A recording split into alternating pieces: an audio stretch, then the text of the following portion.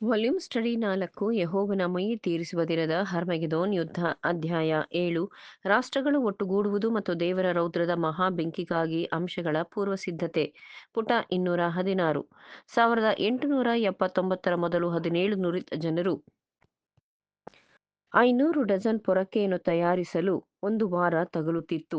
ಈಗ 19 ಜನರು ಅದೇ ಸಮಯದಲ್ಲಿ 1200 ಡಜನ್ ತಯಾರಿಸಬಹುದು. ಒಬ್ಬ ಮನುಷ್ಯನು 2500 ಸಂಖ್ಯೆಯಲ್ಲಿ 2 ಪೌಂಡ್ ತೂಕದ ತಾಮ್ರದ ಡಬ್ಬಿಯನ್ನು ತಯಾರಿಸಬಲ್ಲನು. ನ್ಯೂಯಾರ್ಕಿನ ಗಡಿಯಾರದ ಕಾರ್ಖಾನೆಯು ದಿನಕ್ಕೆ 1400 ಗಡಿಯಾರಗಳನ್ನು, ವರ್ಷಕ್ಕೆ 511,000 ಗಡಿಯಾರಗಳನ್ನು, ಅಂದರೆ ಒಂದು ನಿಮಿಷಕ್ಕೆ 2 ರಿಂದ 3 ಗಡಿಯಾರವನ್ನು ತಯಾರಿಸಬಹುದು. ಹೊಲಿಗೆ ವ್ಯಾಪಾರದಲ್ಲಿ ಒಬ್ಬ ಮನುಷ್ಯನು ವಿದ್ಯುಚ್ಛಕ್ತಿಯ ಸಹಾಯದಿಂದ ಒಂದು ದಿನಕ್ಕೆ 500 ಬಟ್ಟೆಗಳನ್ನು ಕತ್ತರಿಸಬಲ್ಲನು. ಕಾರ್ನೆಗಿ ಉಕ್ಕಿನ ಕಾರ್ಖಾನೆಯಲ್ಲಿ ವಿದ್ಯುಚ್ಛಕ್ತಿಯ ಸಹಾಯದಿಂದ 300 ಜನರ ಕೆಲಸವನ್ನು 8 ಜನರು ಮಾಡುವರು. ಒಂದು ಬೆಂಕಿ ಕಡ್ಡಿ ತಯಾರಿಸುವ ಯಂತ್ರ ಒಬ್ಬ ಹುಡುಗನ ಕೈಯಿಂದ 10 ಮಿಲಿಯನ್ ಕಡ್ಡಿಗಳನ್ನು ತಯಾರಿಸಬಹುದು.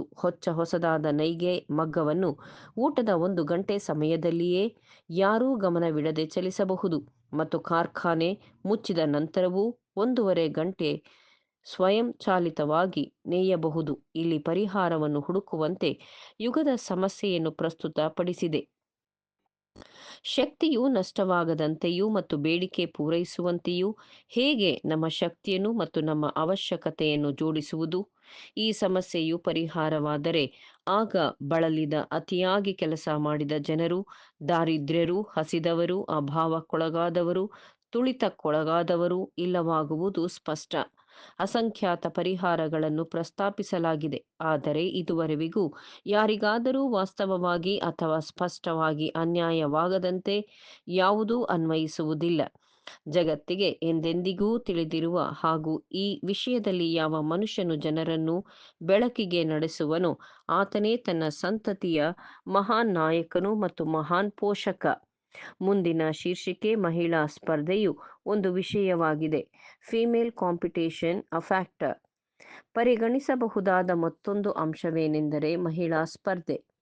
1880ರಲ್ಲಿ ಸಂಯುಕ್ತ ರಾಷ್ಟ್ರದ ಜನಗಣತಿಯ ವರದಿಯ ಪ್ರಕಾರವಾಗಿ 2,477,157 ಸ್ತ್ರೀಯರು ಸಂಯುಕ್ತ ರಾಷ್ಟ್ರದಲ್ಲಿ ಗಳಿಸಬಹುದಾದ ಉದ್ಯೋಗದಲ್ಲಿದ್ದರು. 1890ರ ಫಲಿತಾಂಶದ ಪ್ರಕಾರವಾಗಿ 3,914,711 ಮಂದಿ ಸ್ತ್ರೀಯರಿದ್ದರು.